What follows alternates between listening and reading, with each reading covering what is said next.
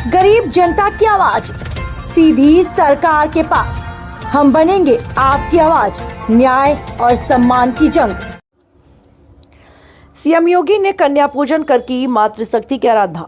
वासंतिक नवरात्रि की 9वीं तिथि को नौ दुर्गा स्वरूपा कुंवारी कन्याओं का पूजन किया मुख्यमंत्री ने। मातृशक्ति के प्रति अगाध श्रद्धा रखने वाले मुख्यमंत्री एवं गोरक्षपीठाधीश्वर योगी आदित्यनाथ ने वासंतिक नवरात्रि की 9वीं तिथि पर बुधवार को गोरक्षपीठ की परंपरा के अनुसार कन्या पूजन किया। 9वीं तिथि के अनुष्ठान की कड़ी में गोरखनाथ मंदिर के भोजनालय में आयोजित कन्या पूजन कार्यक्रम में योगी ने नौ दुर्गा स्वरूप कुंवारी कन्याओं के पांव पखारे, उनका विधि विधान से पूजन किया, चुनरी ओढ़ाई, आरती उतारी, श्रद्धापूर्वक भोजन कराया और दक्षिणा देकर आशीर्वाद लिया। और वहीं मुख्यमंत्री ने परंपरा का निर्वहन करते हुए बटुक पूजन भी किया। वासंतिक नवरात्रि की 9वीं तिथि के अनुष्ठान में सीएम योगी योगा गोरक्षपीठाधीश्वर ने सबसे पहले कुंवारी कन्याओं के पांव धोए, उनके माथे पर रोली चंदन अक्षत का तिलक लगाया, चुनरी ओढ़ाकर दक्षिणा प्रदान कर आशीर्वाद लिया। सभी कुंवारी कन्याओं बटकों की श्रद्धाभाव से आरती उतारी। पूजन के बाद इन कन्याओं को मंदिर की रसोई में पकाया गया ताजा भोजन प्रसाद योगी ने अपने हाथों से परोसा। कन्याओं के अतिरिक्त बड़ी संख्या में पहुंचे बटकों को भी श्रद्धापूर्वक भोजन कराकर उपहार व दक्षिणा दिया। मुख्यमंत्री ये भी ख्याल रखते हैं कि किसी भी कन्या या बटुक की थाली में भोजन प्रसाद की कोई कमी न रहे, इसे लेकर वह मंदिर की व्यवस्था से जुड़े लोगों को निर्देशित करते हैं। पूजन के दौरान गोरखनाथ मंदिर के प्रधान पुजारी योगी कमलनाथ, द्वारका तिवारी, वीरेंद्र सिंह, दुर्गेश बजाज, विनय गौतम आदि उपस्थित रहे। अभिषेक कुमार की रिपोर्ट।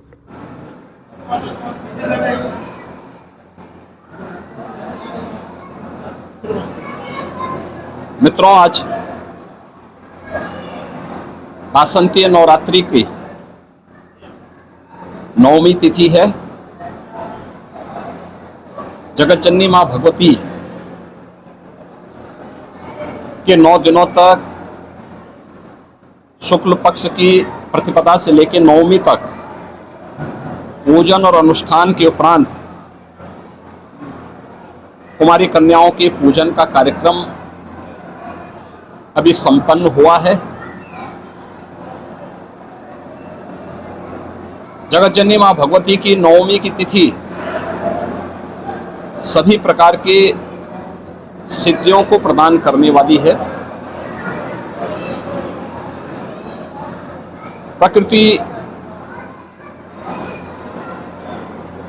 से परमात्मा तक पूजन की इस चराचर जगत की अद्भुत जो परंपरा है, वर्ष में वासंतीय नवरात्रि और शारदीय नवरात्रि के रूप में प्रतिवर्ष आती है। इन 9 तिथियों में जगत जननी मां भगवती के अलग अलग रूपों की पूजा होती है, अनुष्ठान होते हैं। मैं इस अवसर पर सबसे पहले प्रदेशवासियों को वासंतीय नवरात्रि की मंगल में शुभकामनाएं देता हूं। वासंतीय नवरात्रि की 9वीं तिथि मर्यादा पुरुषोत्तम प्रभु श्री राम के पावन जन्मदिन की भी तिथि है, यानी राम नवमी के रूप में ही यह तिथि विख्यात हो गई। हजारों वर्ष पहले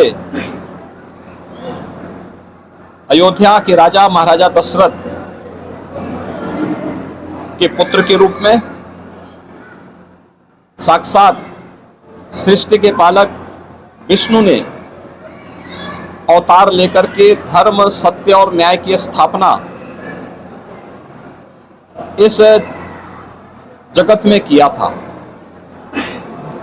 स्वाभाविक रूप से इस बार की 9वीं अत्यंत महत्वपूर्ण तिथि है। अयोध्या धाम में हर्षोल्लास है, उमंग है। लगभग 500 वर्षों के उपरांत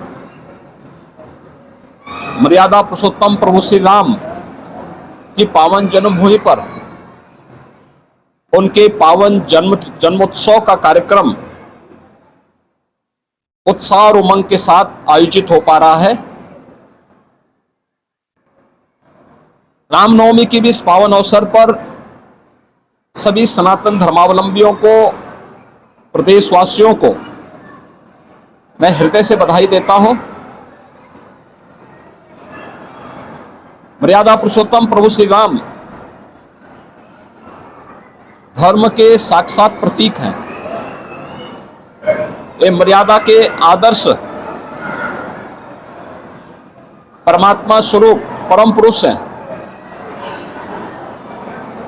उनका जन्मोत्सव समाज को, प्रत्येक सनातन धर्मावलंबी को एक नई प्रेरणा प्रदान करता है। जीवन के प्रत्येक क्षेत्र में जो आदर्श प्रभु श्री राम ने स्थापित किए, वह आदर्श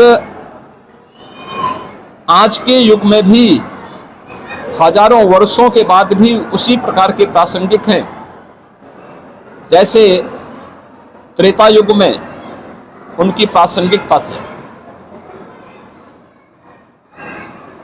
जगतजननी मां भगवती की कृपा हम सब पर बनी रहे। मर्यादा पुरुषोत्तम प्रभु श्री राम के उन उच्च आदर्शों से प्रेरणा प्राप्त करके हम सब समाज की सेवा में अपने आप को संलग्न कर सके और हर व्यक्ति के लिए, हर वर्ग और वर्ण से जुड़े हुए व्यक्ति के लिए मर्यादा पुरुषोत्तम प्रभु श्री राम ने जो आदर्श प्रस्तुत किए, उसका अनुसरण करते हुए हम देश और समाज के लिए अपने कर्तव्यों का ईमानदारी पूर्वक निर्वहन कर सकें।